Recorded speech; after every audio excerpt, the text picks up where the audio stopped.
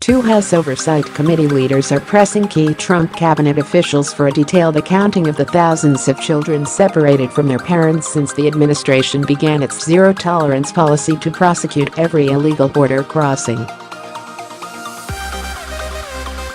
In a bipartisan letter sent Thursday to Homeland Security Secretary Kirstjen Nielsen, Attorney General Jeff Sessions and Health and Human Services Secretary Alex Azar, they make 11 specific requests for information about every single child, including their age, gender, and current location.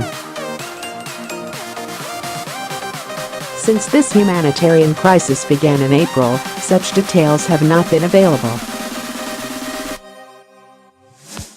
Like many Americans, we want to ensure that we can reunite children who have been separated from their families as expeditiously as possible, wrote Rep. Mark Meadows, RNC, chairman of the Government Operations Subcommittee on the Oversight Panel, and Rep. Elijah E. Cummings, Maryland, ranking Democrat on the Full Oversight and Government Reform Committee. The lawmakers also want to know the age and gender of the parents of each child, the date the parent was detained, and when the child was separated. They also want a full accounting of all the locations the child has been held since families were separated. Lawmakers have complained about the lack of access to information and the facilities where parents are detained and children are sheltered. Democratic senators sent Nielsen and Azar a similar letter last week asking for weekly updates on the agency's reunification efforts. In a call with reporters Thursday morning, Azar said HHS is working expeditiously to reunite the fewer than 3,000 children separated from their parents, 100 of whom are under 5 years old. Azar's comments came as HHS scrambles to meet a court-appointed deadline to reunite children with their parents being held in Immigration and Customs Enforcement detention centers awaiting trial. Any children already released from HHS care were either sponsored by another family member already living in the United States or deported along with the parent with whom they crossed the border, Azar said. No children have yet been reunited with a parent who is detained by ICE, but to meet the court order, many will probably be held together in the detention centers.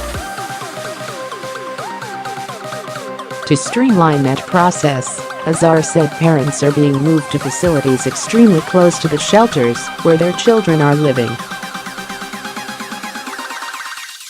A federal judge in California last week ordered the government to reunify all minor children with their parents within 30 days and within 14 days for children under 5 years old.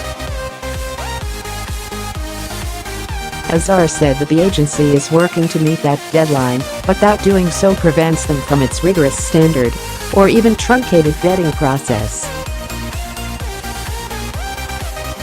Azar said the agency has deployed additional resources to read through the case files of all the children and attempt to verify parentage, including using DNA tests.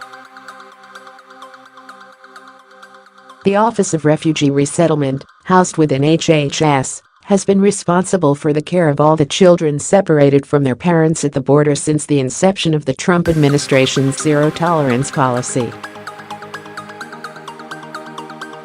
The small agency typically takes in older minors who cross the border illegally on their own and are classified as unaccompanied alien children.